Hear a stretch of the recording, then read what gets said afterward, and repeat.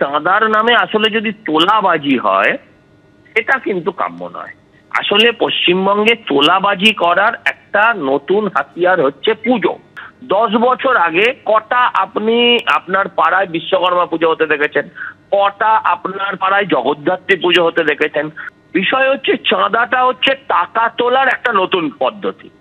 এই রাজ্যে তোলাবাজির একটা নতুন পদ্ধতি হচ্ছে চাঁদা তোলা। কিন্তু চাঁদার জুলুম এই যে জিনিসটা, এগুলো আজ থেকে 20 বছর আগে দেখা গেলে মানাতো, আজকের দিনে মানায় না। আসলে এটা কিছুই না, পুজোটা উপলক্ষ। ওই যেমন বলছে উৎসব, পুজো তো আর পুজো নেই, উৎসব হয়ে গেছে। প্রথমত যে ছবি আপনারা দেখাচ্ছেন তা যথেষ্ট অস্বস্তিকর, তা যথেষ্ট খারাপ একটি ছবি, খারাপ একটি দৃশ্য। প্রশাসন দ্রুত অ্যাকশন নেবে, এটা আমাদের প্রত্যেকের দাবি থাকবে, প্রত্যেকের চাওয়া থাকবে। এবং এই ধরনের চাঁদার নামে জুলুমবাজি যে জিনিসটা একটা সময় এত খারাপ জায়গায় পৌঁছেছিল, সেই জায়গা থেকে বাংলায় আজকে চাঁদার নামে জুলুমবাজি অনেকটা কম। তার একটা বড় কারণ অবশ্যই সরকারি সহায়তাও, সরকার যেভাবে পুজোগুলোর পাশে দাঁড়ায়। ফলে সেই জায়গা থেকে কেউ যদি ব্যক্তিগত স্বার্থের জন্য এই কাজগুলো করেন, তাহলে সেটা কখনোই কাম্য নয়। এবং যে ক্লাবের ব্যানারে, যে ক্লাবের হয়ে তারা এই কাজটা করেছেন, সেই ক্লাবের তরফ থেকে তো সেই সদস্যদের বিরুদ্ধে অ্যাকশন হওয়া উচিত ক্লাবগতভাবে, এবং প্রশাসনের তরফ থেকে ইমিডিয়েটলি অ্যাকশন হওয়া উচিত বলে আমরা মনে করি। এবং আমাদের বিশ্বাস পুলিশ দ্রুত অ্যাকশন। ঘটনা দুপক্ষই আমার কাছে রিপোর্ট হয়েছে।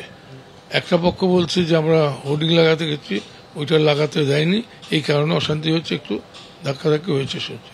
আরেকটা বলছে যে এরা অবৈধভাবে চাঁদা জোর করে আদায় করছে।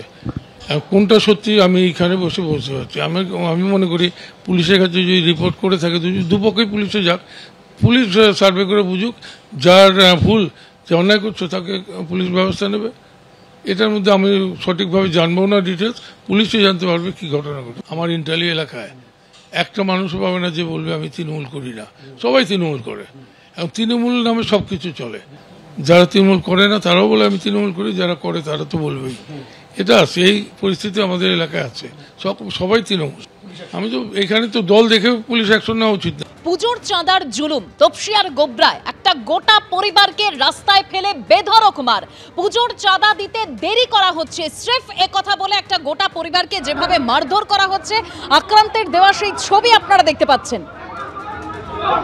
কিভাবে টেনে হিচড়ে রাস্তায় ফেলে মারধর করা হচ্ছে দেখুন সেই ছবি।